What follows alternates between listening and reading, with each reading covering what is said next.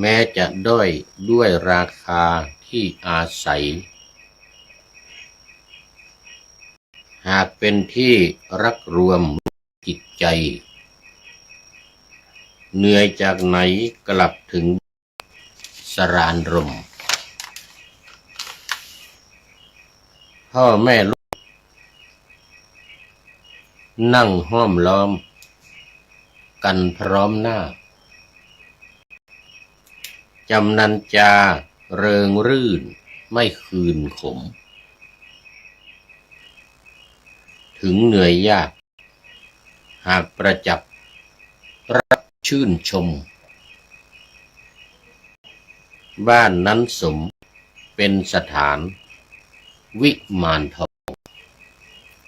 ขอถวายความนอบน้อมแด่พระรัตนตรัยมีพระพุทธเจ้าเป็นต้น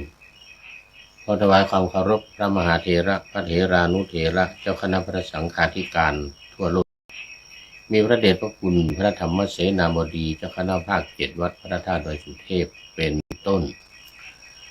และขออำนวยพรแด่ท่านฟังท่านผู้ชมสาธุชนพุทธบริษัททั้งหลายวันนี้รายการพระไตรปิฎกลอยฟ้าก็ลอยมาจากวัดพระธาตุดอยสุเทพผ่านทาง Facebook ไลฟ์สวายเทพบุญล่วงหน้ามา1 วันเหมือนเดิมรายการก็จะต้องนำออกอากาศในวันพรุ่งนี้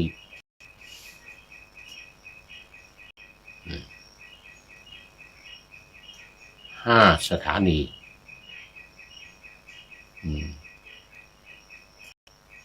1ก็สถานีวิทยุพระพุทธศาสนาแห่งชาติและจริยธรรมวัดพระธาตุดอยสุเทพ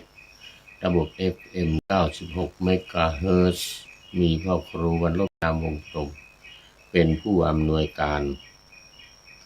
อาจารย์พระมหาประสิทธิ์ประสาธิโกเป็นหัวหน้าสถานีและ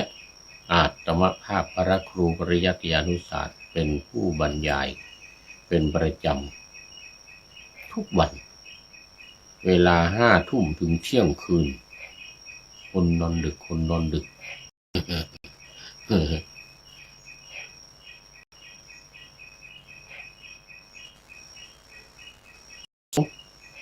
สถานีวิทยุเพื่อการศึกษาพระพุทธศาสนาและวัฒนธรรมสสว.วัดฝายหินระบบ FM 104.50 เมกะเฮิรตซ์มีท่านพระครูสมุวิศววรกิจโจเจ้าอาวาสวัดฝายหินเป็นผู้อำนวยการนำออกอากาศ8 โมงถึง 9 โมงตอนเช้าวันจันทร์ถึงวันศุกร์3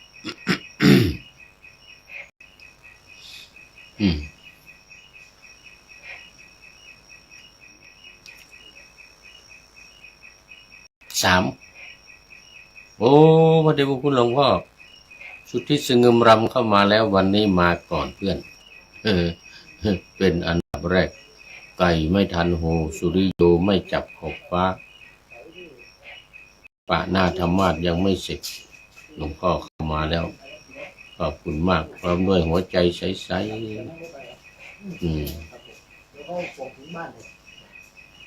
สีแดงกราบขอบพระคุณหลวงพ่อมากก็ให้เป็นกำลังใจทุกรายการพร้อมกับกดไลค์กดแชร์ตุ้มตั้มโอ้โมทนาเป็นอย่างยิ่งนะ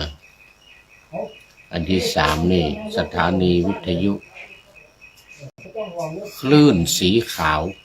เพื่อชาวประชาทีมงานที่คลื่นสีขาวนี่คงเยอะนะ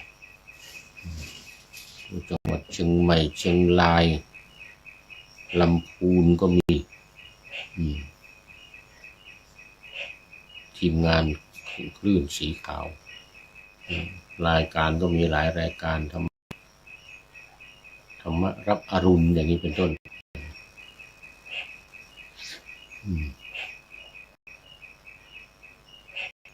แต่ว่า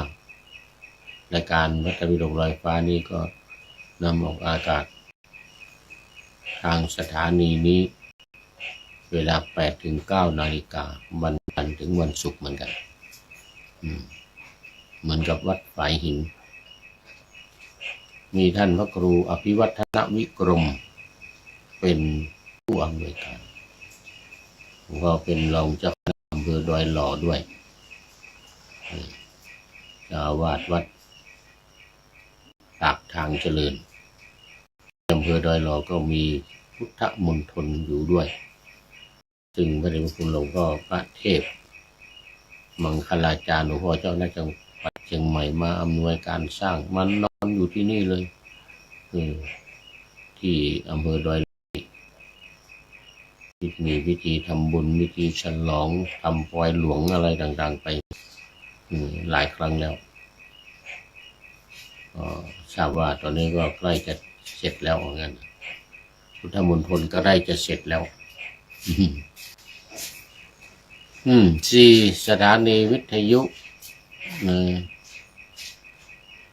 ชุมชนคณะสงฆ์อำเภอฝางวัดน้ำบ่อสาวาหรือวัดพระพุทธบาทอุดมมีพระเดชพระคุณหลวงพ่อพระครูสุจิตานุรักษ์หลวงพ่อเจ้าคณะอำเภอฝางเป็นผู้อำนวยการออกอากาศเหมือนเดียวกันวันจันทร์ถึงวันศุกร์8 ถึง 9 นาฬิกา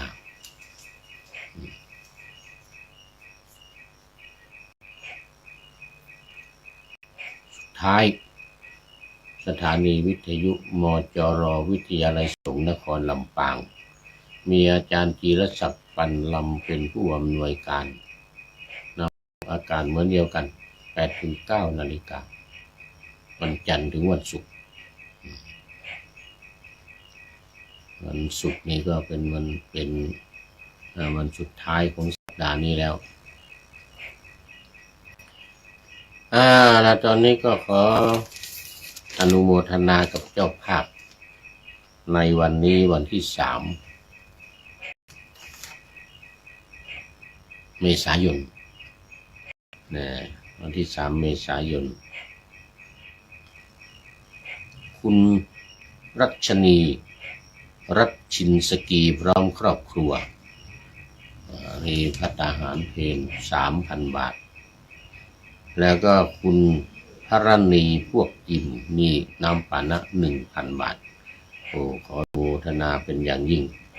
ขอให้มีความสุขมีความเจริญรุ่งเรืองไพบูรณ์ในหน้าที่การงานอายุวันนะสุขภละปฏิภาณธนสารสมบัติธนสารสมบัติจงทุกประการขอโมทนาเป็นอย่างยิ่งสำหรับท่านที่จะร่วมเป็นเจ้าภาพก็ขอติดต่อมาที่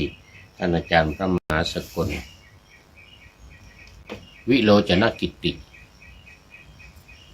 ประเด็นธรรม9 ประโยคเลขานุการคณะภาค 7ประธานโครงการอบรมฝึกซ้อมพระภิกษุปาติโมกข์2 เดือนตั้งแต่เดือนกุมภาพันธ์วันที่24ไปจนถึงเดือนเมษายนนี้วันที่24วันนั้นก็จะเป็นวันสุดท้ายหมายเลขโทรศัพท์0918599053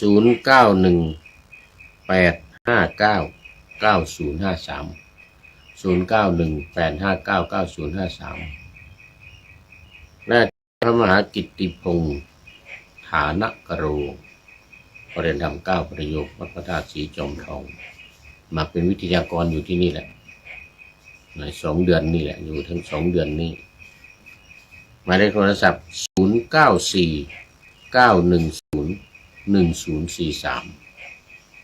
0949101043ตามอัธยาศัย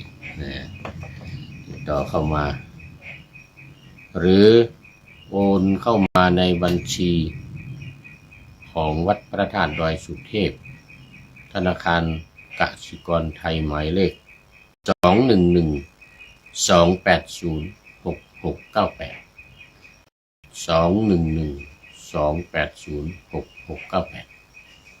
ะตามมัธยาศัยสืบต่อไปเอาละตอนนี้ก็เข้ามาสู่เนื้อหาสาระของธรรมะในวันนี้พระไตรปิฎกในวันนี้ยังอยู่ในเล่มที่20อังคุตรนิกายเล่มแรกอังคุตรนิกายนี้มีเล่มที่20ถึง24ขอไปชักจะง่วงซะแล้วตอนนี้ยังไม่3 ทุ่มเลยแต่อย่างว่าเดี๋ยวนี้มันเนี่ยสัก3 ทุ่มนี่ก็ไปแล้วยกตาไม่ขึ้นแล้วรายการนี้เป็นรายการสุดท้ายแล้ววันนี้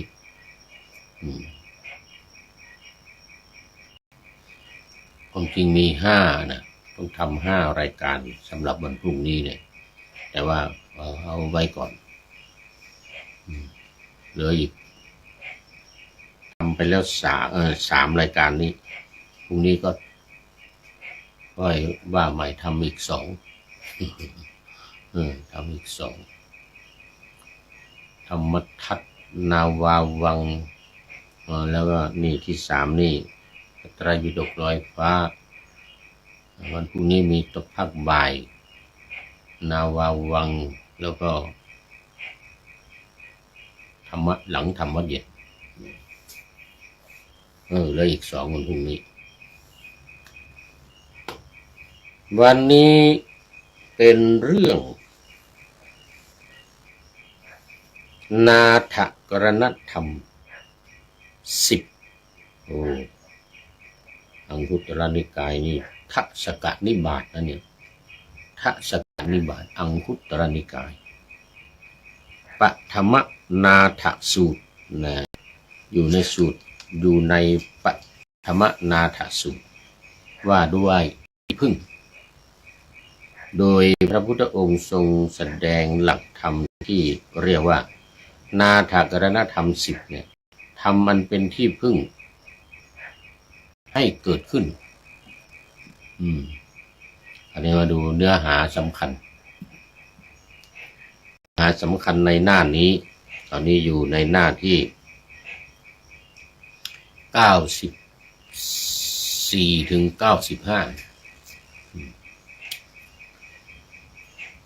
มีสำคัญอยู่1เนื้อหาสาระสำคัญเนี่ย1นาถกรณธรรม10เป็นแนวทางปฏิบัติที่ช่วยให้บุคคลเป็นที่พึ่งของตนเองได้ประกอบด้วย1ศีลมีศีลบริสุทธิ์2พหูสูตรเป็นผู้ศึกษาเล่าเรียนมาก4กัลยาณมิตรตามีกัลยาณมิตรคือมิตรที่ดีมิตรแท้ไม่ใช่มิตรเทียม5โสวจัสตาเป็นผู้ว่าง่ายสอนง่ายขอให้4โสวจัสตาว่า4เป็นผู้ที่ว่าง่ายสอนง่าย5ทักขตาขยันชำนาญในการงานอันที่สำคัญคือมีความขยันมีทักษะเหมือนกันนะมีทักษะที่ดี6ธรรมกามตาใคร่ครวญในธรรมเป็นผู้ที่ใคร่ครวญในธรรมอยู่ตลอดเวลาตรึกตรองพิจารณาเนี่ยนะ7วิริยะความเพียรมีความตั้งใจมีความเพียรพยายาม8สันโดษพอใจในสิ่งที่มีนี่ถึงหมายถึงวัตถุธรรมนะวัตถุธรรมถ้าเป็นธรรมะนี่จะไม่ให้สันโดษแต่ว่าอันนี้เป็นวัตถุภายนอกข้าวปลาอาหารอย่างเงี้ยที่อยู่อาศัยอย่างเงี้ยต้อง มีความสันโดษ9สติมีความระลึกได้ให้เป็นไปในสติปัฏฐาน4คือกายเวทนาจิตและธรรมสุดท้ายข้อที่10ปัญญาไอ้ตัวนี้นี่เป็นสิ่งสำคัญมากไอ้ตัวปัญญาเนี่ยนะความรู้แจ้งคู่กับวิปัสสนาแปลว่าเห็นแจ้งกับรู้แจ้งมันก็อันเดียวกันน่ะถ้าไม่รู้มันก็ไม่เห็นนี่ เรื่องมันต้องอาศัยความรู้เลยอันนั้นวิปัสสนาก็ต้องอาศัยตัวนี้แหละอาศัยการเห็นแจ้งเนี่ยอาศัยตัวปัญญาอันนี้ข้อที่1ต่อไปข้อที่2ประโยชน์ของนาถกรณธรรมนี่นะผู้ปฏิบัติธรรมเหล่านี้ย่อมเป็นผู้มีความกตัญญูรู้อุปการะที่ท่านทำแล้วและตอบแทนคุณเป็นคนดีที่หาได้ยากคือเมื่อมีทำนาถกรณธรรมทั้ง10ข้อเนี่ยจะทำให้เป็นคนกตัญญูรู้คุณของผู้ที่มีบุญคุณต่อเรามาก่อนเช่นพ่อแม่พ่อกับแม่ซึ่งเป็นผู้มีบุญคุณมากแล้วก็ต้องมีกตเวทิตาธรรมคือการตอบแทนบุญคุณนั้นการตอบแทนบุญคุณนั้นเป็นคนดีที่หาได้ยากเป็นคนดีที่หาได้ยากหัวข้อต่อไปการนำไปใช้งาน1ใช้เป็นหลักธรรมสำหรับการสร้างความมั่นคงในชีวิตตนเป็นที่พึ่งแห่งตน2ใช้เป็นหัวข้อบรรยายธรรมเรื่องการสร้างที่พึ่งให้ตนเอง3ใช้เป็นแนวทางปฏิบัติในชีวิตประจำวันเพื่อเป็นคนดีถ้าทำตามนาถกรณธรรมทั้ง10ข้อนี้ก็แน่นอนไม่เป็นคนชั่วไม่เป็นคนไม่ดีแน่นอนแต่เป็นคนดีอย่างเดียวยกมือให้อย่างเดียวเนี่ยยกขึ้นอย่างนี้เลยไม่ใช่อย่างนี้นะ ยกอย่างนี้อย่างเดียว คราวนี้มาดูรายละเอียดในพระสูตรกันในพระสูตรเล่มนี้ในพระสูตรเล่มนี้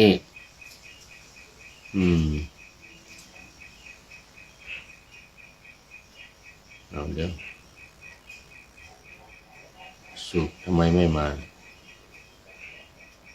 อันนี้มันเป็นอันทสูตร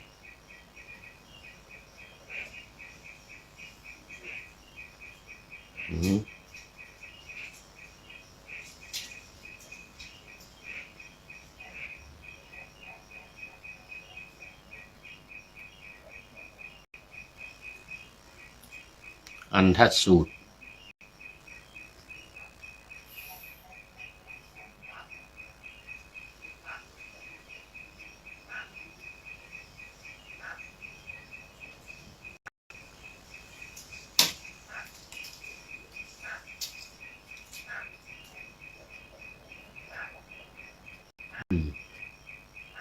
นี่ไงเสร็จแล้วอันทสูตร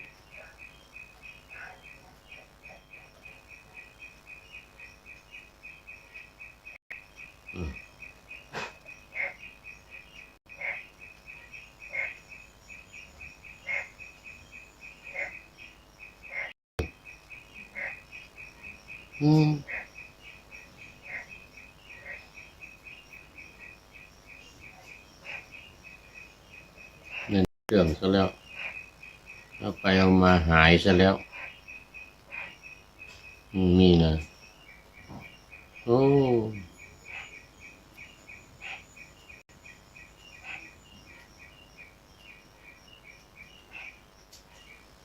ไปเอามาหายซะแล้ว หลวงพ่อ เออโมบายนี่มันเก่านะมันเก่า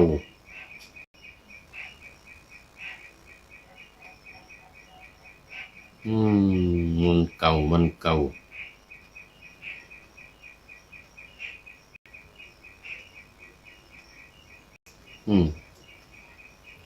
ไปเปิดมา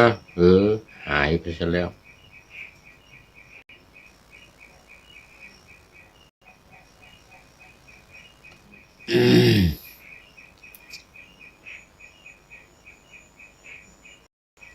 ไปเปิดมาหายไปซะแล้ว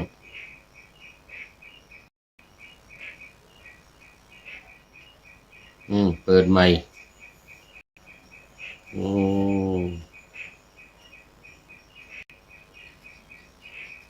เปิดใหม่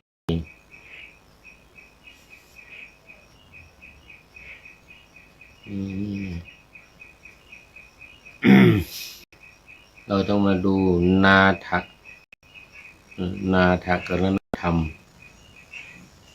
ที่สำคัญก็คือข้อหนึ่งศีลเอาแล้วมาเริ่มข้อหนึ่งกันก่อนเลยศีลที่จะเป็นที่พึ่งของเราได้ที่จะเป็นที่พึ่งของตัวเองได้เนี่ยต้องมี4 ข้อมี4 ข้อแต่นอกจาก4 ข้อนี้แล้วเนี่ยมันก็จะจึงจะขยายไป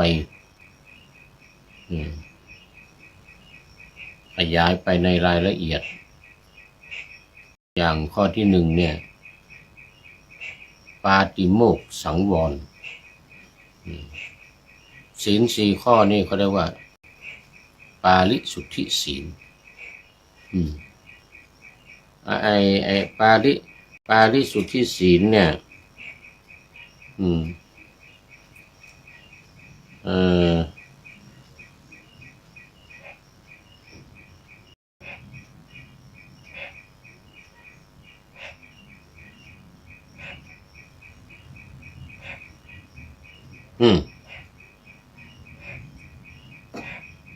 1ปาติโมกข์สังวร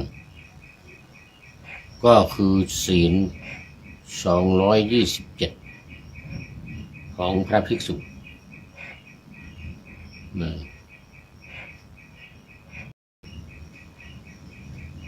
คือนอกจากนี้มันยังรวมไม่เฉพาะของภิกษุเท่านั้นนะมันยังรวมไปถึง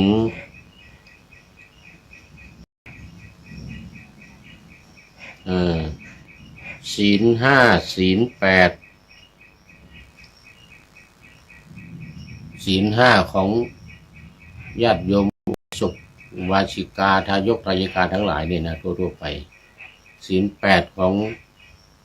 อุโบสถศีลของบุคคลผู้ถืออุโบสถศีล 8ถือศีล 8ไปนอนวัดในวันอุโบสถในวันพระแล้วก็ศีล 10ของสามเณร227นี่ของพระภิกษุ311ของภิกษุณีด้วยนี่คือปาติโมกข์สังวรแปลว่าสำรวมในพระปาติโมกข์สำรวมในพระปาติโมกข์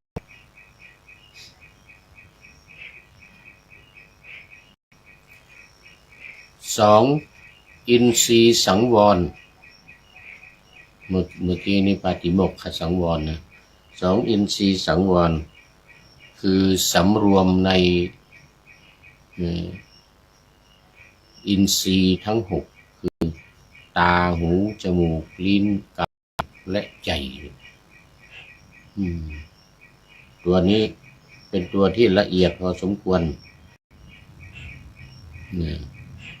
ตัวที่ละเอียดพอสมควรถือว่าเป็นจตุอาจจะศีล 4 ข้ออยู่ในศีล 4 ข้อ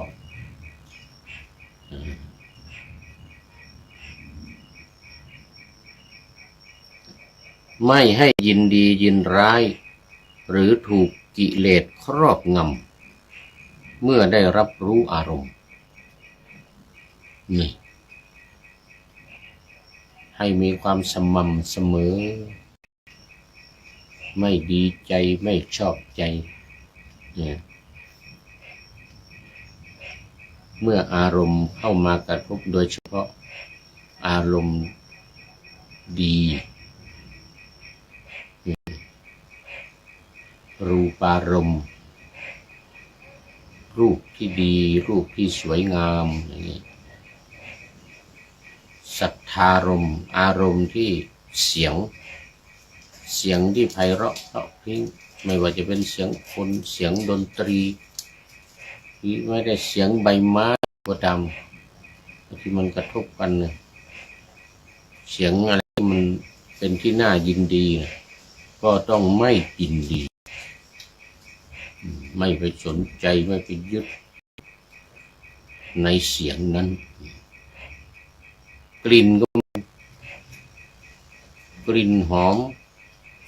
ที่มันช่วยเข้ามาในจมูกของเราอย่าไปยินดีมันให้มันเป็นตามปกติของมันเพราะมันจะไปค้านกันเดี๋ยวจะมีกลิ่นเหม็นเข้ามาในมันยุ่ง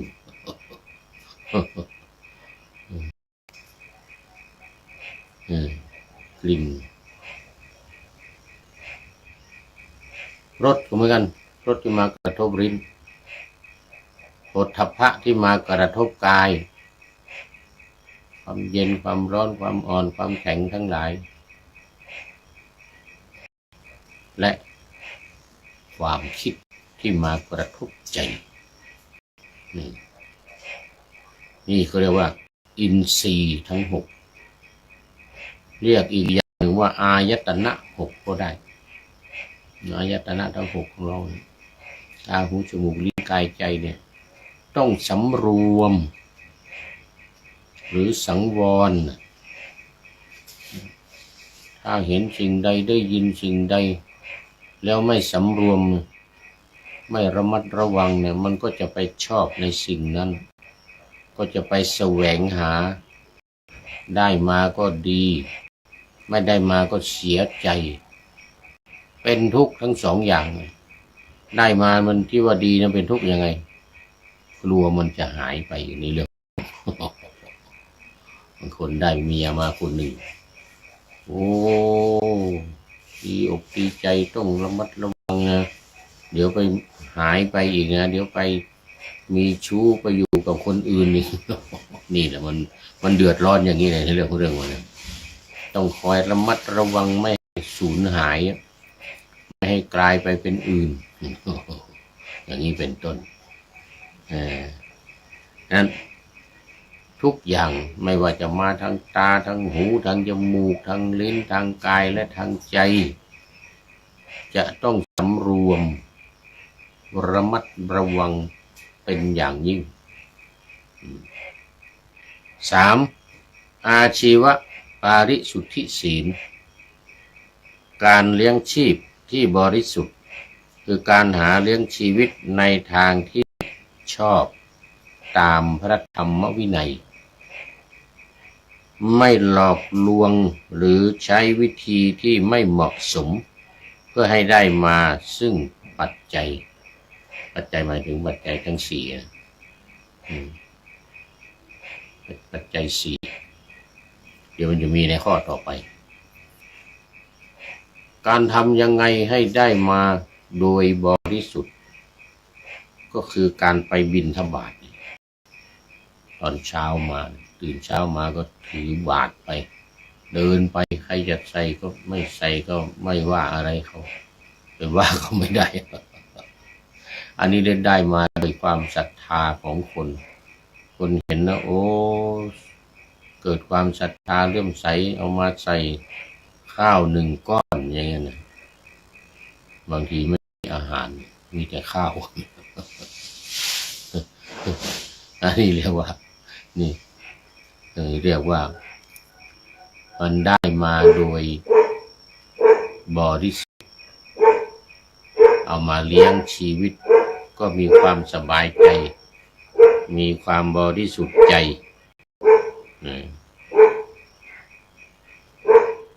ไม่ต้องไปมีปัญหาอะไรกับใคร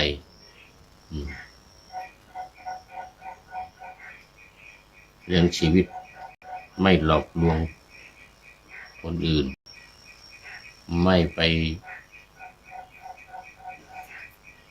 แสวงหาโดยทางมิชอบ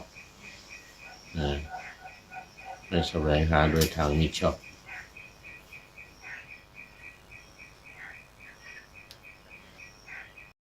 แม้แต่การไปหาซื้อมาก็ตามเช่นบางทีได้ปัจจัยมาเป็นเงินเป็นทองได้เป็นเงินมาก็เอาไปซื้ออย่างนั้นเอาไปซื้อกินเอาไปจ่ายซื้อสิ่งของต่างๆ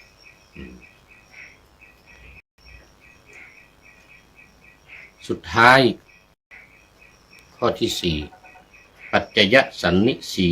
ตัดสินการพิจารณาความมุ่งหมายของปัจจัย 4คือ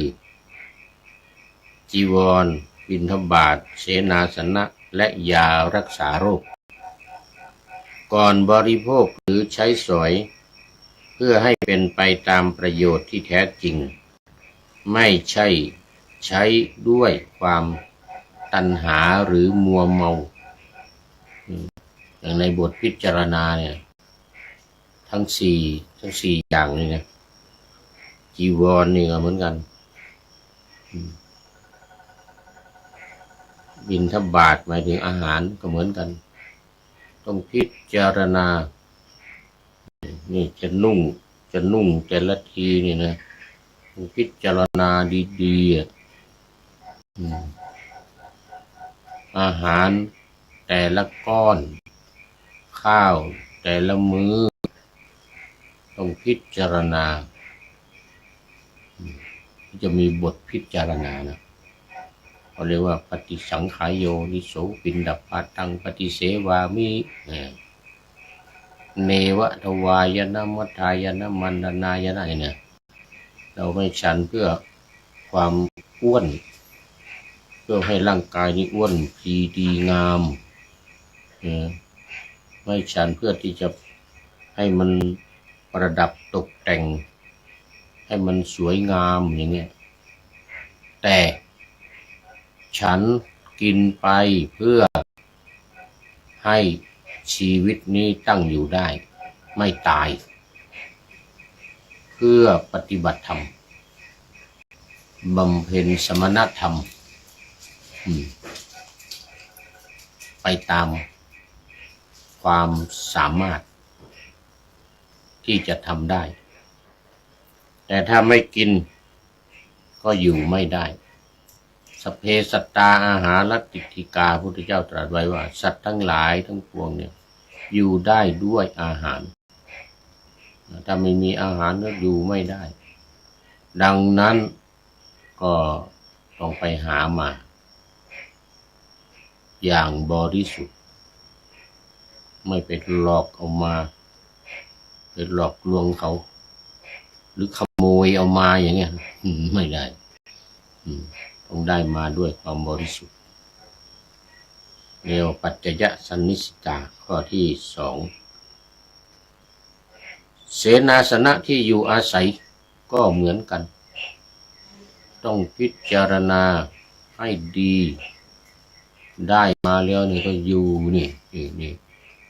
อยู่ก็ต้องพิจารณาทุกวันนี่อย่างกุฏิหลังนี้นี่มาผู้พูดนี่มาอยู่วัดพระธาตุดอยสุเทพพระรามหลวงพ่อให้อยู่ที่ไหนอยู่กุฏิไหนอยู่กุฏิหลังนี้หลวงพ่อก็ให้เจ้าหน้าที่มาปรับปรุงติดไฟฟ้าแต่ก่อนกุฏิหลังนี้นี่มันว่างมีแต่ไม่มีอะไร ห้องน้ำก็ไม่ดีมาทำให้ใหม่หมดหลวงพ่อทำให้ก็ให้คนทำให้หน้าต่างประตูยุงเข้าเต็มนี่ ก็ทำหน้าต่างใหม่เอามุ้งลวดมาใส่แต่นี่เป็นผ้าลวดนะเป็นผ้ามุ้งไม่ใช่ไม่ใช่ลวดเหล็กอย่างเงี้ยเป็นอย่างนี้เป็นต้นนะเนี่ยต้องพิจารณาว่าเนี่ยเราได้มาด้วยความบริสุทธิ์เดชพระคุณหลวงพ่อทำให้ด้วยความบริสุทธิ์ใจไม่ได้ไปหลอกลวงไม่ได้ไปบังคับขู่เข็นให้เขาทำให้หรือเป็นหลอกให้เขามาทำอย่างนี้ไม่ได้นะได้กุฏินี่มาได้ไฟเนี่ยแสงสว่างอย่างนี้เป็นต้นมาใช้สอยโดยความบริสุทธิ์โดยความบริสุทธิ์เรียกว่าปัจจยสันนิสิตาการพิจารณาความมุ่งหมายของปัจจัยทั้งสี่นี่สุดท้ายยารักษาโรคก่อนจะบริโภคยาเนี่ยต้องได้มาด้วยความบริสุทธิ์เนี่ยไม่ไปแย่งไปชิงไปขโมยเอามานี่อย่างผู้พูดนี่ฉันยาตอนเช้าแต่ก่อน11 เม็ดตอนเช้าตอนเย็น5 เม็ดตอนนี้เหลือ10 เม็ดครึ่งเพราะมันลดไป1 เม็ดแล้วก็เพิ่มยาเรื่องไตนี่มาอีกครึ่งหนึ่ง ไปเอาที่โรงพยาบาลไปให้หมอตรวจเสร็จแล้วหมอก็จัดยาให้นี่ได้มาด้วยความบริสุทธิ์ไม่ได้ไปหลอกลวงหรือว่าจะไปขู่เข็นเอาของใครมานี่นะยารักษาโรคนี่นะ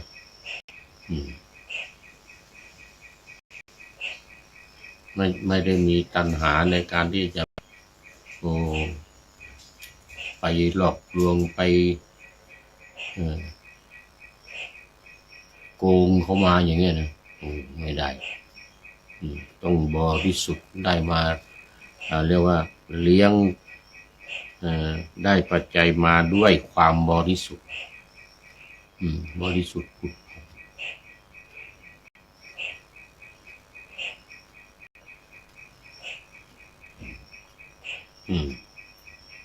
คำว่าปาริสุทธิศีลในพจนานุกรมพุทธศาสตร์ฉบับประมวลธรรม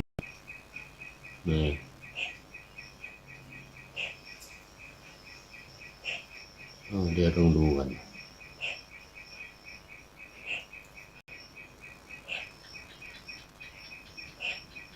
นี่ในพจนานุกรม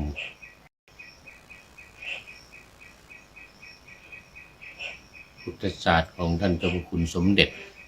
พระพุทธโฆษาจารย์ท่านอาจารย์ประยุทธ์โต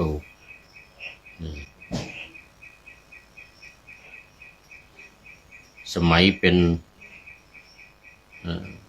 พระพรหมคุณาภรณ์ปอประยุทธ์โตสมัยเป็นพระธรรมปิฎกประยุทธ์โตเนี่ยบอกว่า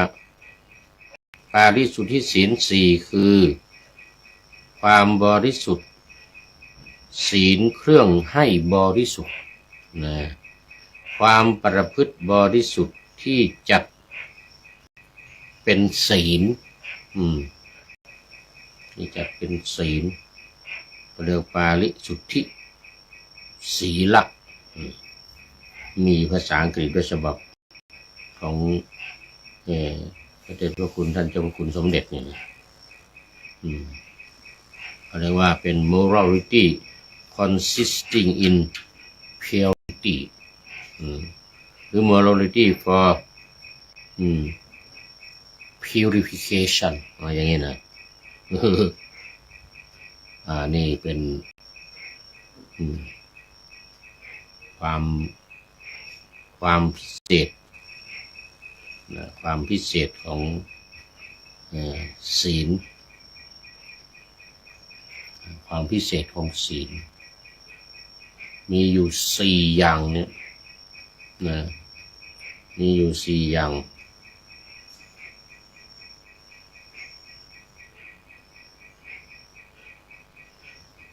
แล้วเราก็มาเน้นในแต่ละอย่างเนี่ยอย่างข้อที่1นี่ถือว่าเป็นส่วนตัวเลยของพระเรียกว่าปาติโมกข์สังวรเนี่ยของพระ227ข้อเป็นสิกขาบทที่พระพุทธองค์ทรงบัญญัติไว้ทั้ง2ฝ่ายที่1เป็นอาบัติเรียกอาปัตติวาระฝ่ายที่2ไม่เป็นอาบัติเรียกอานาปัตติวาระ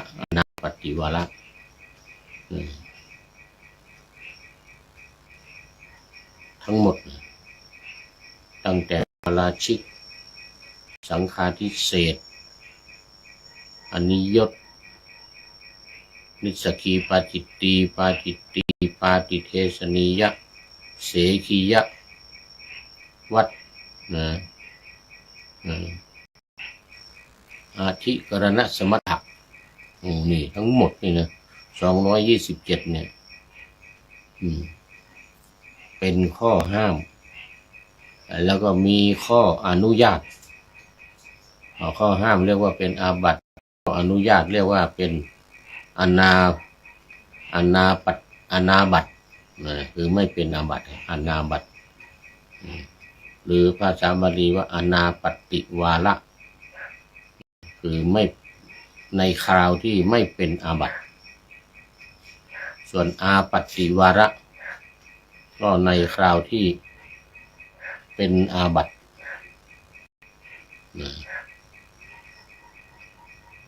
นี่เป็นลักษณะอย่างนี้อย่างปาราชิกเนี่ยการเสพเมถุนการฆ่ามนุษย์การขโมยถือเอาสิ่งของที่เขาไม่ได้ให้การอวดอุตริมนุษยธรรมนี่นะอย่างข้อที่1เสพเมถุนเนี่ยถ้าภิกษุใดเสพเมถุนกับผู้หญิง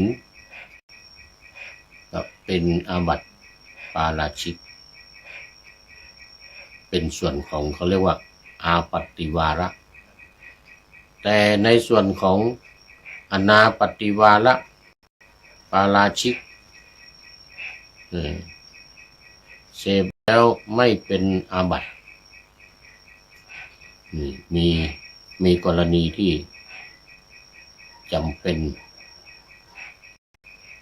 เช่นถูกข่มขืน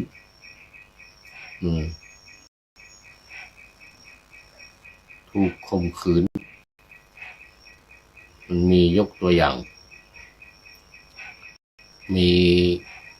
ภิกษุรูปหนึ่งนอนหลับแล้วไม่ได้ปิดประตูผู้หญิงเดินผ่านมาเห็นก็ขึ้นไปนั่งทับขึ้นไปนั่งทับตื่นขึ้นมาผู้หญิงขึ้นมานั่งทับอวัยวะเพศเข้าไปจมหมดแล้วก็ไม่รู้จะทำยังไงเสร็จแล้วก็ไปกราบทูลพระพุทธเจ้าขอลาพระพุทธเจ้า ขาดจากความเป็นภิกษุแล้วเหมือนกันนะพระองค์ก็ตรัสถามเธอมีเจตนา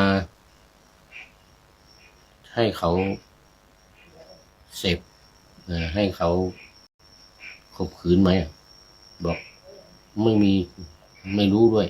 ไม่มีเจตนาไม่รู้เพราะว่ากำลังนอนหลับอยู่ลมโชยมาผ้ามันเปิดพอตื่นมาก็นี่ผู้หญิงนั่งทับอยู่ข้างบนแล้วพระองค์ก็ตรัสว่าดูก่อนภิกษุเธอไม่เป็นอาบัติปาราชิกเพราะว่าเธอไม่มีเจตนามีความตั้งใจในการที่จะให้เขาเสพให้ตัวเองเสพเมถุนให้ผู้หญิงมาเสพเมถุน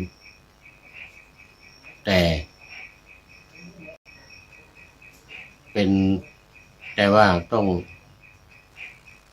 บัญญัติสิกขาบทขึ้นคือการเวลานอนหลับให้ปิดประตูแล้วก็ล็อกให้สนิทอย่าให้ผู้หญิงเข้ามาได้ภิกษุใดต่อไปตั้งแต่นี้ไปนะภิกษุใดนอนไม่ปิดประตูไม่ล็อกประตูเป็นอาบัติปาจิตตีเป็นอาบัติปาจิตตีส่วนเธอเป็นต้นบัญญัติเขาเรียกอาทิกรรมิกะเป็นผู้ถูกทำเป็นครั้งแรกอันนี้ไม่เป็นอาบัติไม่เป็นอาบัติแต่รูปต่อไปท่านนอนไม่ปิดประตูแล้วมีผู้หญิง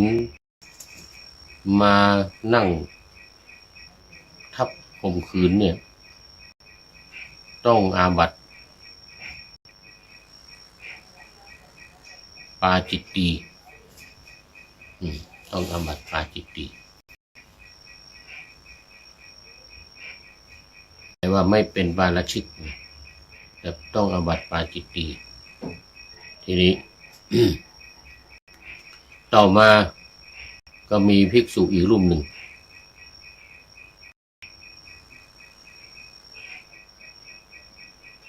เห็นผู้หญิงเดินมานู่นไปแกล้งนอนไม่ปิดประตูเปิดแง้มไว้เปิดประตูแง้มไว้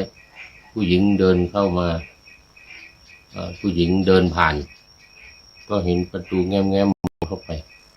ก็เปิดประตูเข้าไปก็ข่มขืนก็ขึ้นไปนั่งอย่างเดียวกันขึ้นไปนั่งเสร็จแล้วภิกษุรูปนี้ก็ไปกราบทูลพระพุทธเจ้าบอกว่าวันนี้ถูกข่มขืนถูกผู้หญิงมาข่มขืนพระองค์ตรัสถามเธอทำไมไม่ปิดประตูเธอปิดประตูหรือเปล่าไม่ได้ปิดว่างั้นเราไม่ได้ไปทำไมไม่ก็เห็นผู้หญิงเดินมานู่นอยากจะให้เขามาข่มขืนเหมือนกันพระองค์ก็ตรัสว่าโมฆะบุรุษเป็นโมฆะบุรุษเธอเป็นอาบัติปาราชิกเพราะมีเจตนาจะให้เขามาข่มขืนไม่ปิดประตูโดยตั้งใจว่าจะให้เขามาข่มขืนมีเจตนาในการทำความผิดเพราะเราตรัสว่าเจตนาหังภิกขเวกัมมังวัฏฐามิ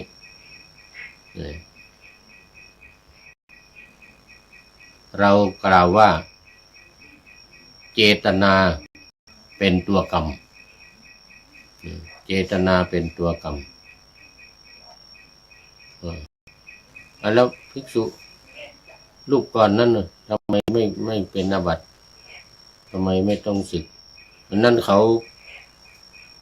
ไม่มีเจตนาเขาไม่มีเจตนาแล้วสิกขาบทนี้ก็ยังไม่ได้บัญญัติที่ว่าต้องปิดประตูล็อกลงกลอนล็อกให้สนิทเนี่ยยังไม่มีนั้นองค์นั้นเป็นต้นบัญญัติเป็นต้นอธิกรรมิกะตรงนั้นไม่ผิดส่วนเธอโมฆะบุรุษเธอตั้งใจที่จะให้เขามาข่มขืนทำท่านอน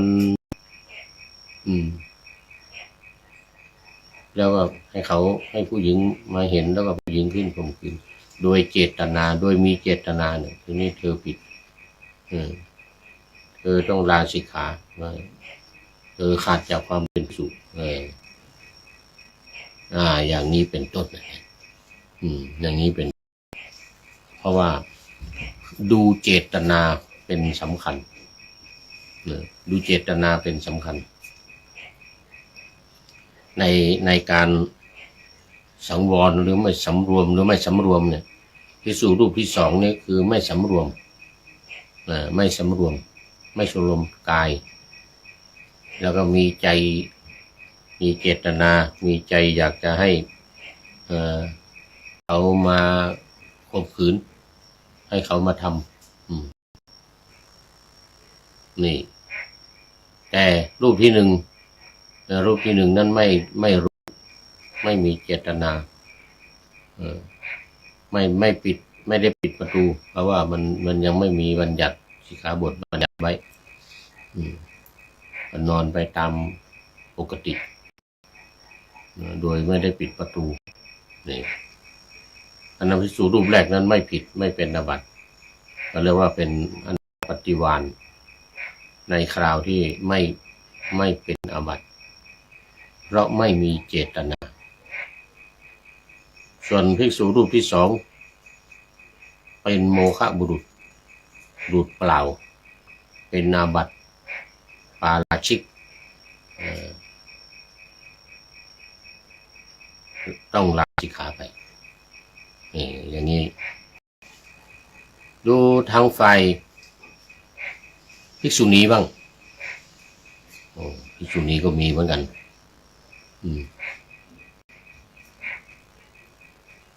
เอาอุบลวรรณาเถรีพระเถรีชื่ออุบลวรรณานี่ก็ไปบิณฑบาตกลับจากบิณฑบาตมาก็ฉันภัตตาหารเรียบร้อยขึ้นไปนอนเอกเขนกบนเตียงในห้องของตัวเองนะขึ้นไปนอนเอกเขนกบนเตียงในห้องปิดประตูเพราะว่าสิกขาบทมันบัญญัติไว้แล้วเนี่ยบัญญัติไว้แล้วว่าเวลานอนปิดประตูอุบลวรรณาเถรีฉันเรียบร้อยแล้วก็ขึ้นไปนอนบนเตียงของตัวเองนะคราวนี้ปิดประตูเรียบร้อยนี่มานพนันทมานพนี่ก็คอยจังหวะคือเข้าไปนอนใต้เตียงก่อนแล้วเข้าไปนอนใต้เตียงคอยจังหวะว่าภิกษุณีนี่นอนฉันเสร็จแล้วมานอนแล้วคอยฟังหลับไปหรือยังได้ยินกรนถ้ามานพนี่ก็ค่อยๆคลานออกจากใต้เตียงมาขึ้นไปอยู่ก็ไปเลิกผ้าสบงของภิกษุณีก็หลับไม่รู้เรื่อง กินข้าวเสร็จหนังตาหย่อนหนังท้องตึงหนังตาหย่อนก็หลับไปไม่รู้เรื่องแต่ก็ค่อยๆเลิกผ้าขึ้นเสร็จแล้วก็ขึ้นไปนั่งค่อมภิกษุณีตื่นขึ้นมา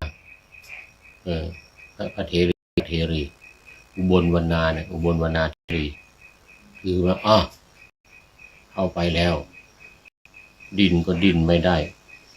นันทมโนตัวใหญ่ด้วยสู้แรงกำลังแรง